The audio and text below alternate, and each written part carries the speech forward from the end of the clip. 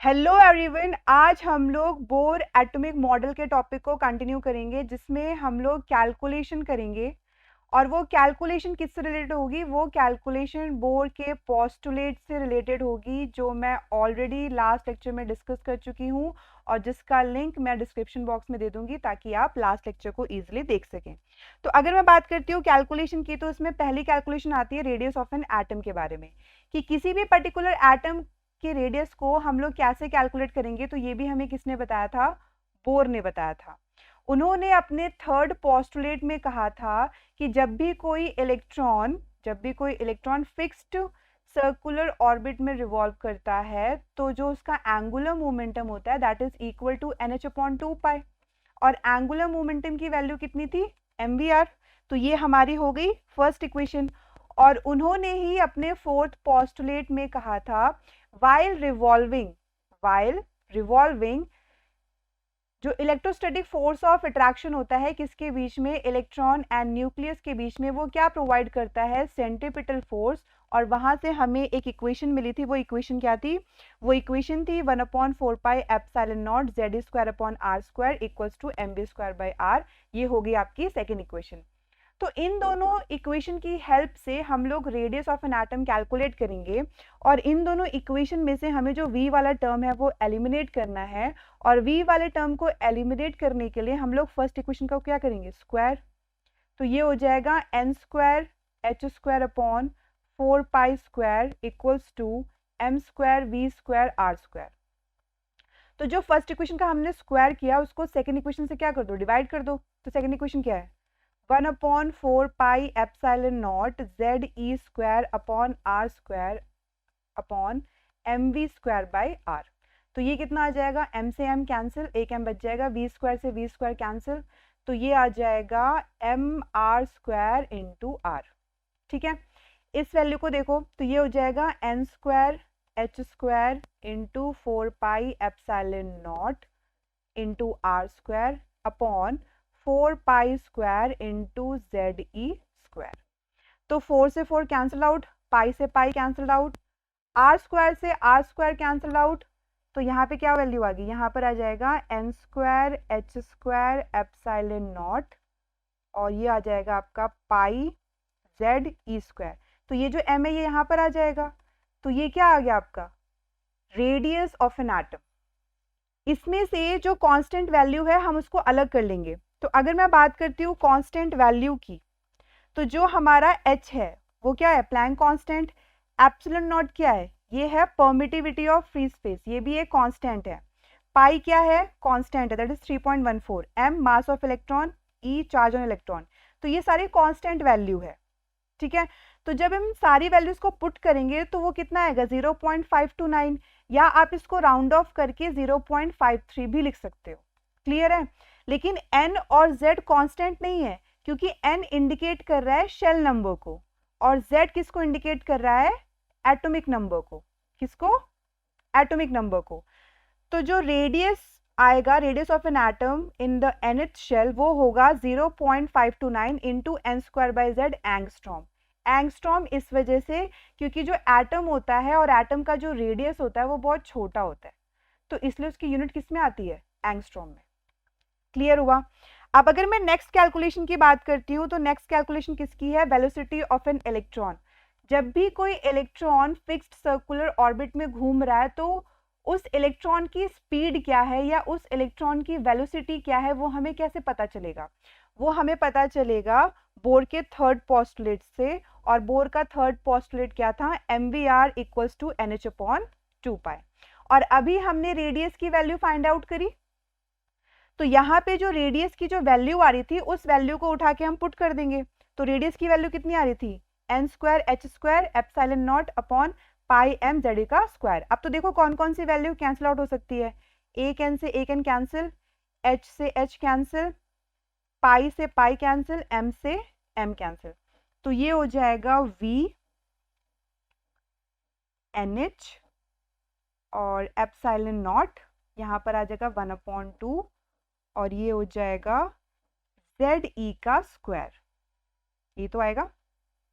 Clear है? तो यहाँ से अगर मैं वेलोसिटी कैलकुलेट करूँ तो वेलोसिटी की वैल्यू कितनी आ जाएगी? वो आ जाएगी 1/2 ZE square upon NH epsilon not. तो ये वेलोसिटी की वैल्यू आ गई, ये तो आ रही है, ठीक है। तो अब हम लोग क्या करेंगे कि इस फॉर्मूले से भी हम कांस्टेंट वैल्यू को अलग कर लेंगे। E क्या इंडिकेट कर रहा है? Charge on an electron. H क्या है? Planck constant. और एप्सिलॉन नॉट क्या है? Permittivity of free space. तो ये तीनों वैल्यू क्या है? कांस्टेंट है। तो इन तीनों वैल्यू को तो हमने अलग कर लिया। और Z क्या इंडिकेट कर रहा है? Z इंडिकेट कर रहा है एटॉमिक नंबर को और N इंडिकेट कर रहा है शेल नंबर को। तो जब हम इन कांस्टेंट वैल्यू को पुट करेंगे तो रिजल्ट क्या निकल कर आएगा? 2.18 into 10⁶ into Z/N metre per second. तो ये आ गया आपकी velocity of nth shell. Clear है? अब अगर मैं नेक्स्ट कैलकुलेशन की बात करती हूं तो वो कैलकुलेशन किससे रिलेटेड है? वो कैलकुलेशन रिलेटेड है एनर्जी से। जैसे कि आप सब जानते हैं कि जो इलेक्ट्रॉन है वो फिक्स्ड सर्कुलर ऑर्बिट में रिवॉल्व करता है। क्लियर है? लेकिन जो एनर्जी होती है ना, वो एनर्जी किसकी होती है? शेल की होती है। और जो इलेक्ट्रॉन होता है वो शेल के पास जाता है। तो अगर कोई भी इलेक्ट्रॉन किसी फिक्स्ड सर्कुलर ऑर्बिट में रिवॉल्व कर रहा है और यहाँ सेंटर पे न्यूक्लियस है, तो अगर इलेक्ट्रॉन घूम रहा है, मोशन कर रहा है, तो उसके पास कौन सी एनर्जी होगी? काइनेटिक एनर्जी होगी। कौन सी एनर्जी होगी? काइनेटिक एनर्जी होगी, ठीक है। और जब नेगेटिव और पॉजिटिव चार्ज आसपास आते हैं तो उनके बीच एक पोटेंशियल एनर्जी डेवलप्ड होती है। और ये जो पोटेंशियल एनर्जी होगी उसको हम लोग कौन सी पोटेंशियल एनर्जी बोलेंगे? उसको हम लोग बोलेंगे इलेक्ट्रोस्टैटिक पोटेंशियल एनर्जी। तो यहाँ पे दो एनर्जी डेवलप्ड हो गई। और आप ये जानते हैं कि जो काइनेटिक एनर्जी होती है उसका फॉर्मूला क्या होता है? Half mv²। Is that clear? और अभी हमने velocity of nth shell find out करा, तो वो जो वेलोसिटी हमने कैलकुलेट करी है उसको हम यहाँ पे पुट कर देंगे। तो जब वैल्यू पुट करेंगे तो कितना आएगा? यहाँ से m हटा दिया गया है तो यहाँ पर आप लोग m लिख लेना, ठीक है। वेलोसिटी की जो वैल्यू आ रही थी वो आ रही थी ZE square upon 2H epsilon not n। तो इसका पूरा होल स्क्वायर करेंगे तो वो जो वैल्यू निकल कर आएगी that will be Z square E4 H square epsilon naught का स्क्वायर और n स्क्वायर, ठीक है। 2 का स्क्वायर होगा तो ये कितना हो जाएगा? 4 और 4 इंटू 2 8 हो गया। क्लियर है? अब इसमें से कांस्टेंट वैल्यू को अलग कर लो। तो कांस्टेंट वैल्यू कौन सी है? Mass of electron, charge on electron, Planck constant और ये एप्सिलॉन नॉट का होल स्क्वायर। ये सारी वैल्यू क्या है? कांस्टेंट है। तो जब आप इन सारी वैल्यूज को पुट करोगे और 1/8 तो ऑलरेडी कांस्टेंट है, तो हमारे पास वैल्यू क्या निकल कर आएगी? 13.6। और जो Z है वो किसको इंडिकेट कर रहा है? एटॉमिक नंबर को। और जो N है वो किसको इंडिकेट कर रहा है? वो इंडिकेट कर रहा है शेल नंबर को।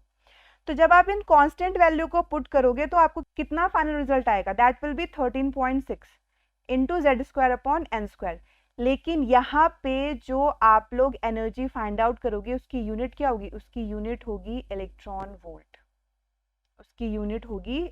वोल्ट। इस चीज का ध्यान रखना, ठीक है। नेक्स्ट अगर मैं बात करती हूँ पोटेंशियल एनर्जी की, तो ये चीज आप फिजिक्स में पढ़ोगे कि जो पोटेंशियल एनर्जी होती है that is negative twice of kinetic energy. तो हमारे पास वैल्यू क्या निकल कर आएगी? अभी हमने काइनेटिक एनर्जी फाइंड आउट करी that is 13.6 into Z square upon N square electron volt. तो यहाँ से पोटेंशियल एनर्जी कितनी आ जाएगी? -2 into 13.6 into Z square upon N square electron volt. और अगर मैं बात करती हूँ टोटल एनर्जी की, तो टोटल एनर्जी क्या होगी? Potential energy plus kinetic energy. तो जब मैं इस वैल्यू को और इस वैल्यू को एड ऑन करूंगी तो मेरे पास जो टोटल एनर्जी है वो क्या आएगी? वो नेगेटिव ही तो आएगी, that is -13.6 Z square upon N square electron volt. Clear हुआ? तो यहाँ से आपको एक चीज समझ में आई कि जो टोटल एनर्जी निकल कर आ रही है इलेक्ट्रॉन की, निकल कर आ रही है वो कैसी आ रही है? नेगेटिव आ रही है। क्लियर हुआ? अब यहाँ पे एक इंपॉर्टेंट चीज है जो ध्यान से सुनना, total energy of electron in nth shell of hydrogen atom. और मैं इसको एक डायग्राम से एक्सप्लेन कर रही हूँ। जैसे कि मैंने आपको बताया कि जो टोटल एनर्जी आ रही है उसकी वैल्यू कितनी है? -13.6 into Z square upon n square electron volt, अभी बताया मैंने। और जब मैं बात कर रही हूँ हाइड्रोजन एटम की, तो हाइड्रोजन एटम के केस में उसका एटॉमिक नंबर कितना होगा, 1 होगा। तो एटॉमिक नंबर तो फिक्स हो गया, लेकिन अगर मैं टोटल एनर्जी फर्स्ट शेल की निकाल रही हूँ, पहले शेल की, तो जो हमारी टोटल एनर्जी होगी फर्स्ट शेल की, तो फॉर्मूला क्या है ये, तो वैल्यू पुट कर दो, -13.6, जेड की वैल्यू तो 1 रहेगी, एन की वैल्यू भी 1 है, तो ये कितना आ गया -13.6 इलेक्ट्रॉन वोल्ट। लेकिन अगर मैं निकाल रही हूँ टोटल एनर्जी किसकी, सेकेंड शेल की, तो -13.6, जेड की वैल्यू तो 1 ही रहेगी क्योंकि हाइड्रोजन एटम की बात हो रही है, लेकिन जो आपका एन है उसकी वैल्यू कितनी हो जाएगी, 2, क्योंकि हम सेकेंड शेल की बात कर रहे हैं, तो 2 का स्क्वायर कर दो, तो हो जाएगा -13.6 अपॉन 4, तो ये हो जाएगा -3.4 इलेक्ट्रॉन वोल्ट। क्लियर है। अब अगर मैं बात करती हूँ थर्ड शेल की, तो थर्ड शेल की जो टोटल एनर्जी होगी that will be -13.6, atomic number वही रहेगा, और जो हमारा n है वो 3 हो गया, तो 3 का स्क्वायर कितना होता है, 9। तो जब आप इसको कैलकुलेट करोगे तो ये आएगा -1.51 इलेक्ट्रॉन वोल्ट। ठीक है।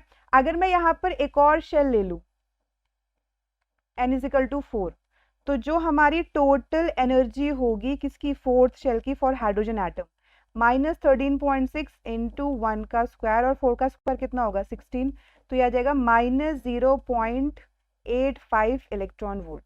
क्लियर हुआ।